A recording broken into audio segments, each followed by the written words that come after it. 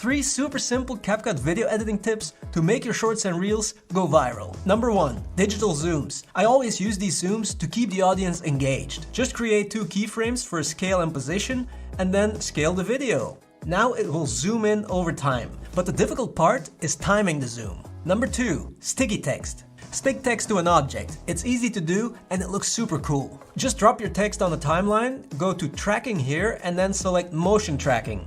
Put the yellow box over the object you want to track, hit start, and you're done. And now the text will follow that object. And number 3, the 5-second rule. Use the effects that I just showed you in the first 5 seconds of your short or reel. And also use an animated text template for your first sentence. Because you only have 5 seconds to grab the viewer's attention, both visually and content-wise.